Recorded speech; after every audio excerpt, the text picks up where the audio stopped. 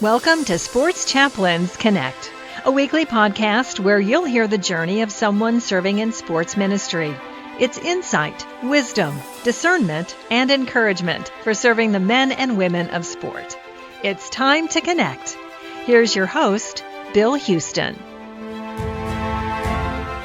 And Bonnie Mamet, we appreciate that introduction. Thank you so much. It's good now to visit with Andrew Pepper.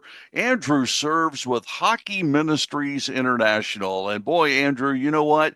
Whenever I can talk to an HMI guy, man, I get so excited because I know the work of HMI and the support they give you. And tell us more about what Hockey Ministries is all about and what you're doing there in the junior league, the Quebec Maritimes Junior League. Yeah, thanks, Bill. Appreciate you having me on. So Hockey Ministries International has been operating since the late '70s. We operate around the world, and we do kind of a chapel. Kind of there's two main components. So we have the chapel program, which extends anywhere from the NHL to junior hockey leagues and university hockey up here in Canada, college hockey in the States, and then there's also the camps, which we run each summer, and we run those all around the world. Here in North America and Canada and the United States, and then over in Europe. We're trying to reach hockey players for the Lord, to serve them in a way that we understand that there's a spiritual need with those guys. So that's what we do. I've been serving with them now. This is my 12th season with the Mooseheads. So it's been amazing just how God's opened my eyes to the way He's working in these guys' lives and Sure. really the spiritual need of hockey players. Yeah, well, I want to hear more about that, to be sure. But let me back up the clock a little bit if I can. And Andrew, just tell us how you became involved with this team, how the Lord opened the door for you to take on this position and to do what you're doing now. So funny enough, I was serving on the leadership board of a church here in Halifax, Nova Scotia, Canada, and I had kind of my term had kind of ended, and I was kind of sitting there praying and wondering what the next thing was, and even maybe I think like all of us, sometimes you wonder, you can serve in a lot of areas and wonder if you're making a difference. Yeah. And kind of I was as was determining that next step, what the Lord was doing in my life. A youth group guy of mine, a guy who I led in youth group, and to be honest with you, wasn't, didn't know what sort of impact I had on him. We reconnected. He'd come in just to give me actually it was a book from John Acuff, an author, and he was going to Liberty University at the time, and then doing an internship with Hockey Ministries. He hands me this book that basically got signed by John, that said, Andrew, thank you for investing in Ryan's youth, and God bless. And anyway, there was a very heartfelt note put in there from Ryan, just letting me know the impact the positive impact I'd had on him during my short time as a youth leader. And then it really meant a lot to me. And then he kind of talked to me. He was doing an internship with Hockey Ministries. He said, "Listen, there's an opportunity that's started up with the Mooseheads. Would you be willing to have a conversation with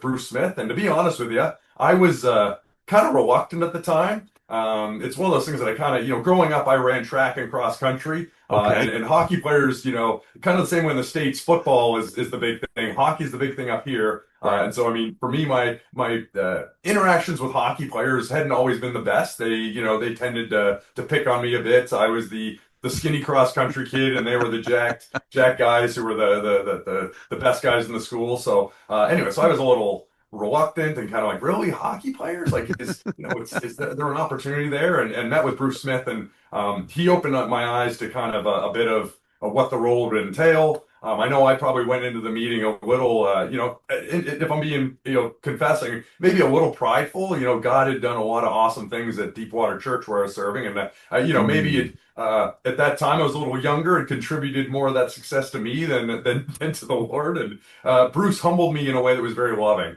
And I kind of went in going, it'd be great if I could do this role. And then kind of going, really, some of these challenges, are they what I want to get into? And is it, anyway, he got a reference from me from my good buddy Pascal Amiot, which Bruce was even a little reluctant with me. I was definitely very green as far as my, had been following for Jesus for about 10 years at that point. So still fairly new to the faith and certainly not, familiar with sport. But anyway, got a great reference from my buddy Pascal, who had been part of the Hockey Chapel program at a couple of places. Wasn't a believer. He actually confessed atheist, but he said he had a positive experience. And Bruce said, "Listen, that's one of the best in his years in the ministry." He said that at that time that was the best reference he had ever gotten for a hockey chaplain. So Wow. anyway, and then the Lord started opening my eyes to about that time. I remember reading an article from a guy named Sean Avery, who about his retiring, and he basically talked about how when the game ended, he really didn't know what to do with his life, and it was. Mhm. He wasn't a believer or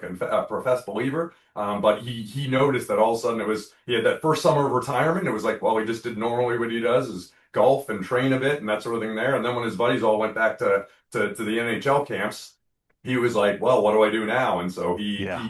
he went through those lows and had to figure out what he was going to do with the rest of his life. So that kind of really opened my eyes. And then, unfortunately, a tragic story of a guy named Steve Montador, who had been an enforcer in the NHL, that kind of guy who protected his team. And Steve ended up dying over that summer. And really, Mm. everyone just talked about what a good guy he was, but how hard the game had been on him in that role of enforcer. And so ultimately, that really all of a sudden seemed to was open my eyes very much. I was like, listen, this is yes, there's definitely a need, and Yeah. yeah, Bruce will have me. I'll walk into that role, and so yes, walked in September of 2014. Very eye opening and just beautiful, and I've just God's worked in so many amazing ways since. Yeah, it is amazing, and it's so good to know that the Lord brings all those pieces of the puzzle together to places where He wants us to be. And you and I have a very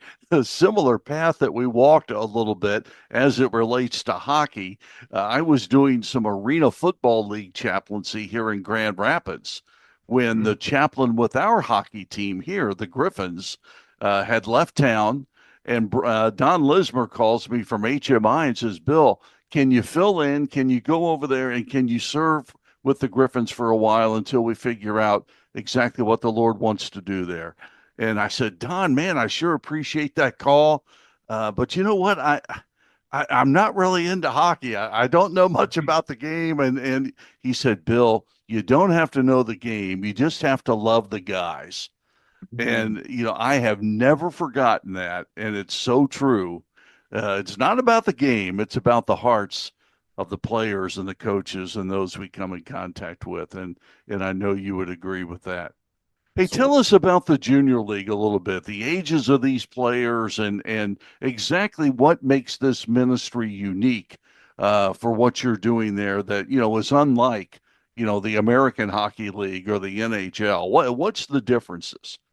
So so the age of these guys is 16 to 20 years of age. Okay. So Wow. for Yeah. years was the main path to the NHL. I know the NCAA is kind of, there are a variety of leagues now that are feeding the NHL a bit more. But yeah, these are guys who really moved to Halifax. They're hosted by billet families for the most part. So there's families that basically volunteer with the team to just kind of take these guys in. And so they 16 to 20 years of age. Up until this past winter, it was one of those things that kind of if you had to kind of choose whether you're going to play college hockey in the States, NCAA, or Quebec, or in the Quebec Maritime Junior Hockey League, or its equivalents. And the NCAA basically opened it up so it's like you can play in both leagues now. So our league has Huh. changed significantly. There's a lot of times guys had to choose, they had to choose one or the other. And then so it's kind of, it held back a lot of guys from the States from coming up to Canada. And now a Okay. lot of those guys are now coming up with the Mooseheads, and then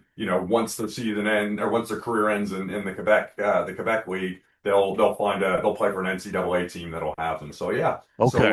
so these guys, 22 guys on a team, they're everywhere. They come from generally the Maritime provinces where I live, so Nova Scotia, New Brunswick, PEI, Newfoundland is an Atlantic Canadian province. Okay. A lot of them will come from Quebec. Many of them are French as their first language from Quebec. And then we have, over the years, we've had a lot of guys come up from, say, especially the New England states, it Okay. seems. and then usually we have about one or two guys from Europe on the team. So we've had a lot of guys from Switzerland. For names in the NHL that kind of the audience might be familiar with, Nico Hischier and Timo Meyer, both Swiss nationals who played in Halifax for a few seasons. That was their path to the NHL. Nikolai Ehlers, who's a Dane, he came over, and so yeah, guys have come over from Germany, the Czech Republic, Russia, that sort of thing there, Finland. So yeah, so that's where the guys come from. Again, a lot of them, it's their first time away from home. It's one of those things. Yeah, I mean, and you take someone who is, again, in Quebec, while it's, if you're from, say, the Montreal area, it's probably fairly bilingual. If you're from rural Quebec, it could be one of those things where your English is limited. You're still learning the language. Oh, All wow. of a sudden, you're thrust into a place where there's not a lot of French speakers, and so that could be, there's that's language barrier. Again, guys coming over from Europe, for over the years, a lot of them have been very fluent in English, but some of them not necessarily. So, again, they're away from home for the first time. Halifax is, I think, is one of the top markets in the Canadian Hockey League, which consists of the Quebec Maritime Junior Hockey League, the Ontario Hockey League, and the Western Hockey League. And so it's one of there's a lot of attention. A lot of these guys can be going to small towns in, say in rural Quebec, and so there's a bit of a different struggle there. But here in Halifax, we get, and it's not NHL level crowds, but we get, 8 to 10,000 fans out to a game. Sure. The city's very passionate about the Mooseheads. So they, you have kids who are 16 years old and they go from, especially they can even come from the States, and, hockey's not necessarily front and center to up here where it's like you are the talk of the town, you're scrutinized, the fans are incredibly passionate. And so, a lot of pressure on them. For them, it's really at this point, they're joining this league to see if they have a shot at the NHL. Okay. And kind of, so it's a lot of pressure in that respect as well. So, Yeah. so Wow. yeah, that's a bit of the story of the demographics of the Q League. So, how many languages do you speak?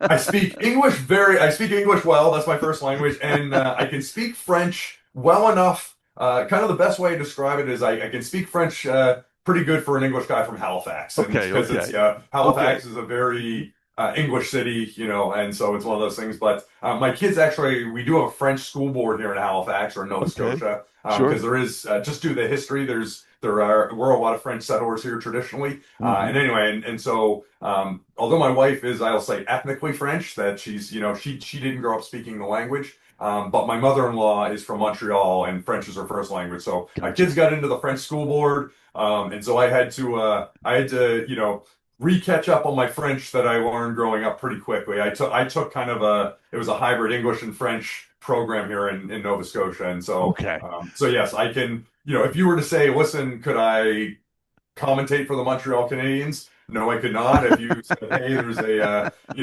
French guy who's maybe English isn't great, I can make it work. In fact, at my job where I work, we deal with a lot of reps from Quebec, and one of them I'm like, would you rather be speaking English and French? And he prefers French, and usually if there is a misunderstanding, we can kind of figure it out. But I can speak well enough that he's very complimentary. So yes. Wow, that's amazing. That's amazing. Tell me about the receptivity of your message to these players from the many cultures you just explained. How do they receive the fact that you're a team chaplain there and sharing the message of Christ with them? Listen, over the years, I've had a really good relationship with all the moving parts with the Mooseheads. It's been, I guess God's really blessed me in that area. Blessed me with the great support from the organization. Certainly, Bobby Smith was Bobby Smith's a former NHLer, won a Stanley Cup for the Montreal Canadiens. Was the majority owner of the Mooseheads when I came on in 2014, and the Chapel program was actually his. When he became an owner, was his big push within the Quebec Major Junior Hockey, or it was called the Quebec Major Junior Hockey League at the time, now the Quebec Maritime League. And so he was incredibly supportive. But right on down, this is one of those things where it was very important to him that this was part of the program in Halifax and also throughout the league. But even as we've transitioned to new owners, the Simon family, they're based out of Michigan, so Okay. yes, good Michiganders. I think that's the term. Yes. Very So good. yeah, they've continued that support, and certainly I've gotten good support from management. As far as the players go, yeah, I've had good relationships with the guys over the years. Good. Probably my best chapels were, of 22 guys, I was getting anywhere between 15 to 20, kind of during some of the, I would say, kind of in some of the pre-COVID years. Mm-hmm. COVID really did take an effect. I've had It it where did.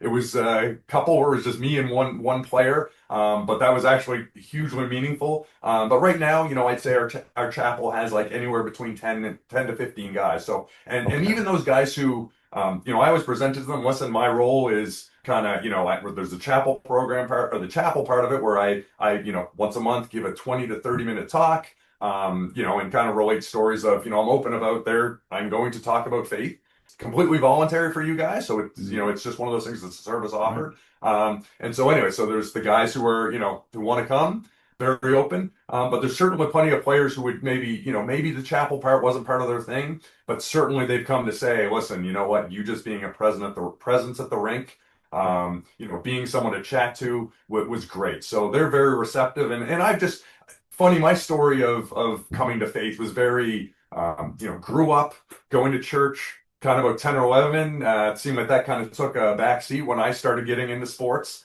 Okay.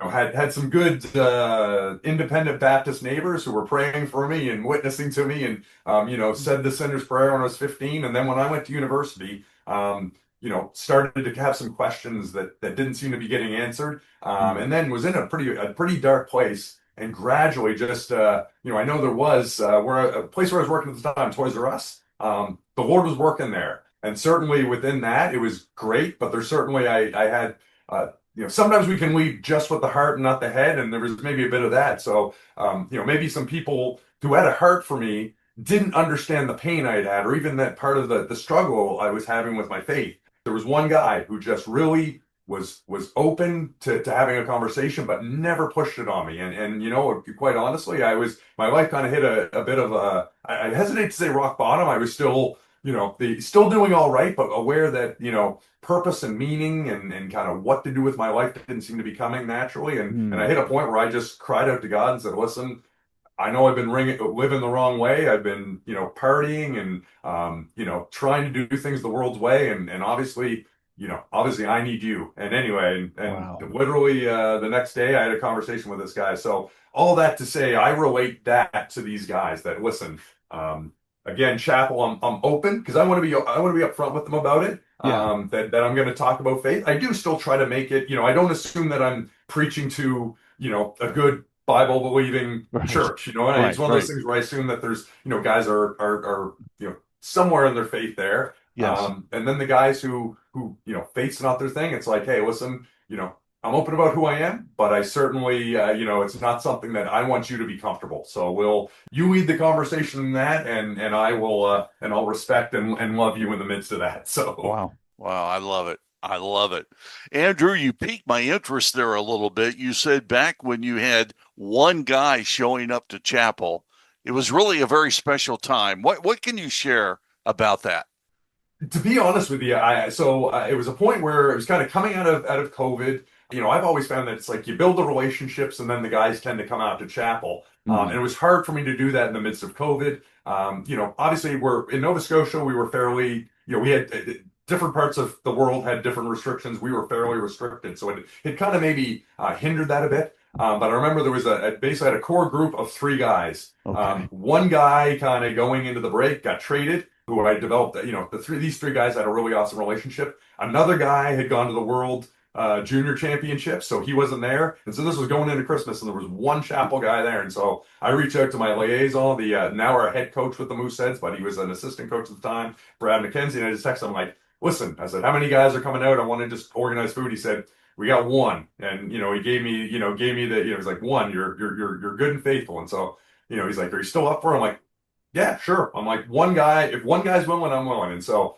anyway, I remember we come in and it was hard because I prepped my chapel talk like I'm talking to a crowd, and all of a sudden I'm like, well, this is just going to be awkward if I preach Right. to him like I'm, yeah. So so anyway, so it was, it was one of those things where it was kind of a little bit I just had to kind of get through. And I remember kind of funny enough, I was serving on the church leadership board, had a leadership board meeting that night at my old home church, Deepwater Church. And I remember talking to my good friend and mentor, AJ Thomas. I was like, listen, I only had one guy out. Like, this feels really like it's hard. It's one of those things that again, you ask that question, why am I not having an impact? And he gave me some good perspective. And then the second, kind of the second chapel, this was in December. In January, same guy shows up. And anyway, I'm like, Brad, how many guys? One guy. And he's like, but he doesn't want a sub this time. I always get them Subway. And I was like, Okay. that's like, he always takes a sub. Why is he? And anyway, he said, listen, I had a dinner with my billet family. After this, their son's heading out to a floorball world championships.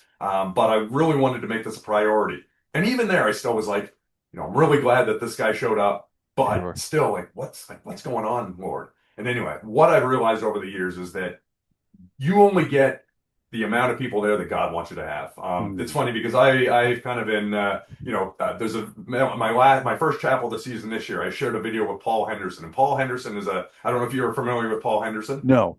He's a national hero here in Canada. There was a series we had. It was our contribution to the culture part of the Cold War. There was the Canadian Summit series between Canada and the USSR. He scored the game-winning goal. And so he became a Christian actually a little bit after that. One of those guys that basically had all the success and wasn't happy, and then started a journey and found Christ. But he's in 2009 he was diagnosed with cancer, and so he's really living day to day. But he said something. He said in the video I shared, he said, "I truly believe I'm not going to live one more day that the Lord has me live, and I'm not going to live one less day." And I've applied kind of that sort of mentality to like, listen, I'm not going to reach one more guy that the Lord doesn't want me to reach, and I'm not going to reach one less guy. And so for me, what I realize is that having this chapel, this one guy, we developed a very special bond. In fact, he was with the team for 4 seasons and made every chapel. And it's one of those things where, in fact,